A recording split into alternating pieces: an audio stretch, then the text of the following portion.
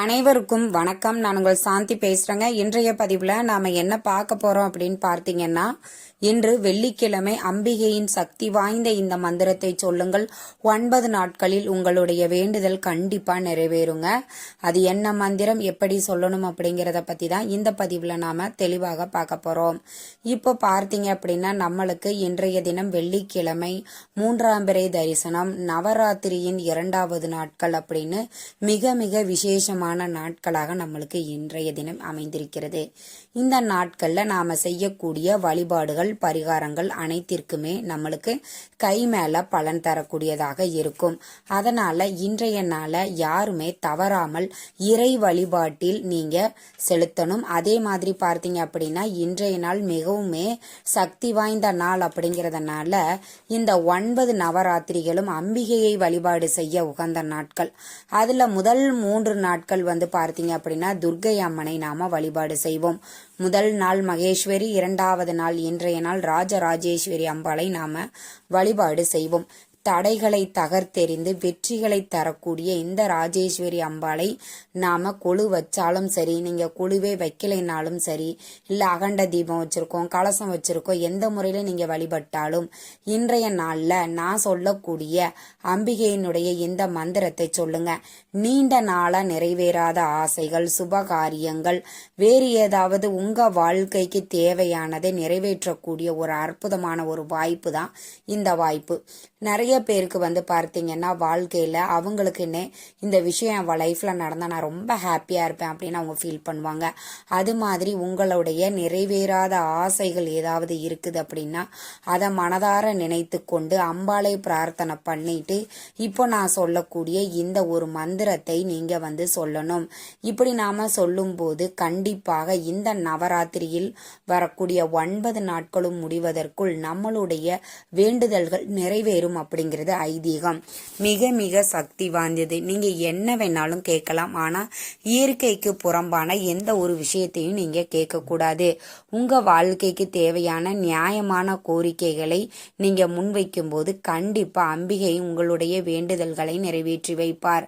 உதாரணத்திற்கு திருமணம் நடக்கணும், குழந்தை பேரு வேணும், நல்ல வேலை கிடைக்கணும், சொந்த வீடு கட்டணும், தொழில்ல முன்னேற்றம் அடையணும், இப்படி உங்க வாழ்க்கைக்கு தேவையானவற்றை அம்பாளிடம் பிரார்த்தனை பண்ணிக்கோங்க. இந்த மந்திரத்தை நீங்க வெள்ளிக்கிழமை அப்படிங்கிறதுனால ராகு காலம், யமகண்டத்தை தவிர்த்து விட்டு மற்ற நேரங்கள்ல தாராளமாக இந்த மந்திரத்தை சொல்லலாம். மாலை 6 மணிக்கு மேல உங்க வீட்டுல ஒரு தீபம் ஏத்தி வச்சுட்டு கிழக்கு பக்கமாகவோ வடக்கு பக்கமாகவோ நீங்க அமர்ந்து கொண்டு வெறும் தரையில அப்படியே நீங்க உட்காரக்கூடாதுங்க. ஒரு துணி, ஒரு விரிப்பு ஒன்று விரிச்சிட்டு அதற்கு மேல நீங்க உட்கார்ந்துக்கிட்டு இப்போ நான் சொல்லக்கூடிய இந்த மந்திரத்தை 27 முறை சொல்லலாம், 108 முறை சொல்லலாம், 54 முறை சொல்லலாம். இது உங்களுடைய விருப்பம் தாங்க. அதனால உங்களுடைய நேரத்தை பொறுத்து இந்த மந்திரத்தை நீங்கள் எத்தனை முறை சொல்ல வேண்டும் அப்படிங்கிறத நீங்களே தேர்வு செஞ்சுக்கோங்க. சரி, இப்ப அந்த மந்திரம் என்ன அப்படிங்கிறத நான் சொல்றேன். உங்களுக்கு டிஸ்பிளேலையும் வரும்.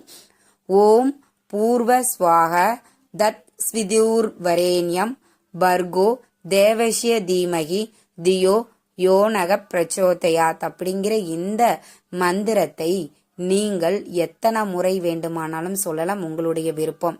நான் முன்ன சொன்ன அந்த எண்ணிக்கையில தாராளமாக இந்த மந்திரத்தை சொல்லிட்டு தீபதூப ஆராதனை எல்லாம் காட்டிட்டு உங்களுடைய பூஜையை நீங்க நிறைவு செய்து கொள்ளலாம். இன்றைய தினம் 3ஆம் பிறையும் நம்மளுக்கு வருகிறது. மிக மிக அற்புதமான நாட்கள். ஏற்கனவே நான் சொன்ன மாதிரி இந்த நாள் மிக மிக அற்புதமான நாள்.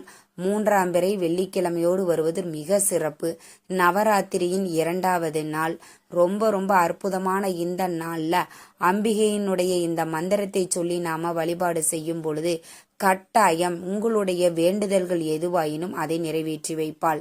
அதே மாதிரி எங்களால மாலை நேரங்கள்ல வழிபாடு எல்லாம் செய்ய முடியாது, நாங்க ரொம்ப லேட்டா தான் வருவோம் வீட்டுக்கு, நாங்க வர்றதுக்கு ஒரு 7 மணி 7:30 ஆயிடுமே அப்படின்னா கூட பரவாயில்ல.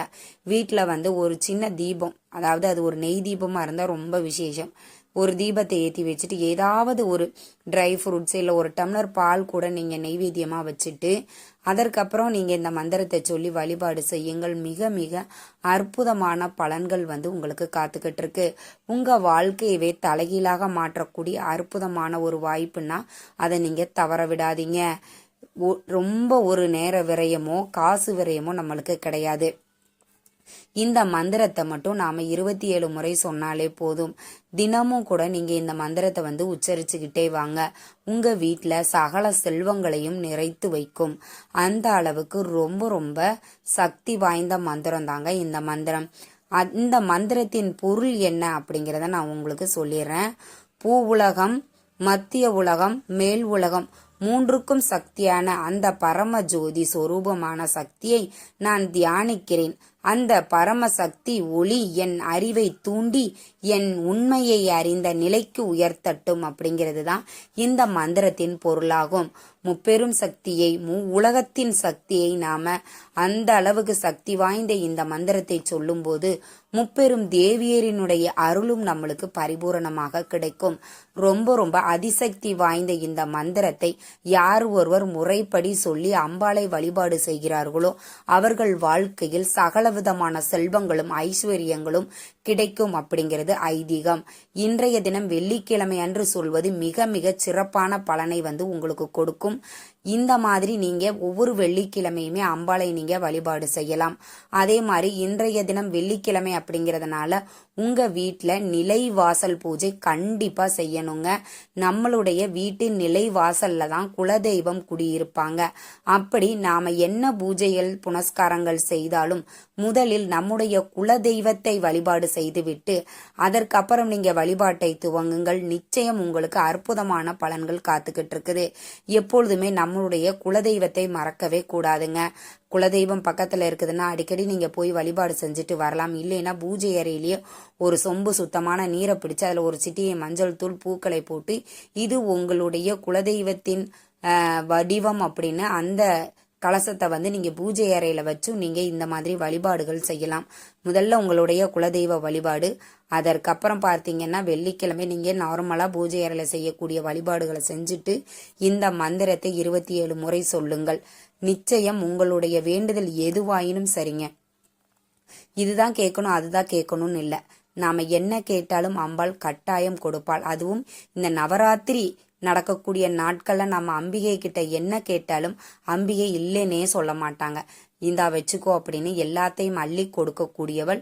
அதனால இன்றைய நாள்ல இந்த மந்திரத்தை சொல்லி உங்களுடைய வாழ்க்கைக்கு தேவையானவற்றை பெற்று வளம் பெறுங்கள். இந்த தகவல் உங்களுக்கு ரொம்பவுமே பயனுள்ளதாக இருந்திருக்கும்னு நினைக்கிறேங்க.